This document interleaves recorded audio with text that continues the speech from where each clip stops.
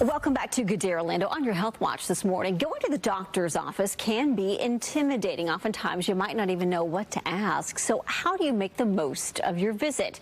Joining me today to tackle some of those issues is Dr. Anthony Orsini. Doctor, good morning. Good to see you. Good morning. Thanks for having me. Thanks for coming in. Let's talk about this. How important is it to find a doctor that you can relate to on a personal level? It's actually extremely important. We know that when you connect with your doctor, when you have a relationship with your doctor built on trust, that you actually have better outcomes. You're more likely to follow your treatment plan. You're more likely to take your medication. So finding that doctor that you can really build rapport and connect with is extremely important. And that way you don't find those doctor's visits so anxiety-ridden. I know a lot of people do to begin with. What are common communication mistakes that doctors make that we might not notice? Well, I know as a practicing doctor, sometimes we get caught up in the day-to-day of trying to be efficient and try to see patients more and more.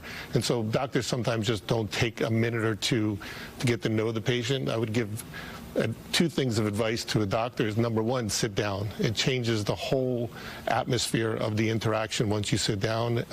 And two is take just a moment to build rapport. Talk about something that's non-medical for a minute.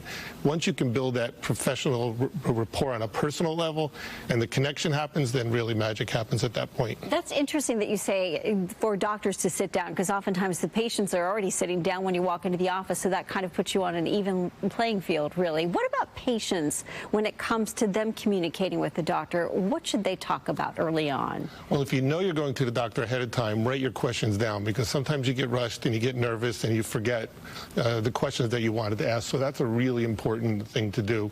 But secondly, know what to expect. You know, you want to build that rapport, and you can build rapport and make a connection with a doctor in an emergency room setting for someone that you just met just a few minutes ago. So you have the doctor talk to you a little bit, and then once you get comfortable with the doctor, you'll remember all the questions that you had. Do you find that patients make a mistake early on going in to think that the doctors are mind readers and they should know exactly what's going on the moment they step in the door? Yeah, and it's more about being personal. So if we think that the doctor's in a hurry, we may not want to bother them. We may be rushed through our questions, and then as soon as the doctor leaves the office, then you start to think, oh, I forgot to ask that. So if you're feeling rushed, it's never going to work out. So just take your time. That doctor wants to help. He wants to be there, or she wants to be there. So it's okay just to take your time. If you are a patient and you notice your doctor is multitasking, because obviously you men and women have a lot to do during your day, what is your best advice to get that doctor to kind of reassert their attention? Great question. So we know that multitasking is a myth, right? It actually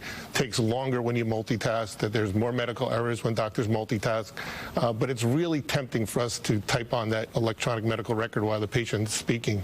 But you miss the nuances of body language. 70% of language is nonverbal, and so when the doctor's multitasking, he's actually missing out on something that might be very, very important. So my advice would be, just if the doctor is typing on the electronic medical record or taking notes, just pause for a second, wait for him or her to be done, and then start speaking again. And sooner or later, you'll build that eye contact again. You are an expert in this doctor's bedside manner, so we appreciate your time, Dr. Orsini. Where can people find more information? On theorsiniway.com, there's a lot of information for patients and physicians. We do a lot of training programs for hospitals and for private physicians on how to communicate and build that rapport and really improve outcomes. Wonderful advice. It's all about communication both ways. Thank you so much, Doctor. Thank you. We appreciate it. It was a pleasure. All right.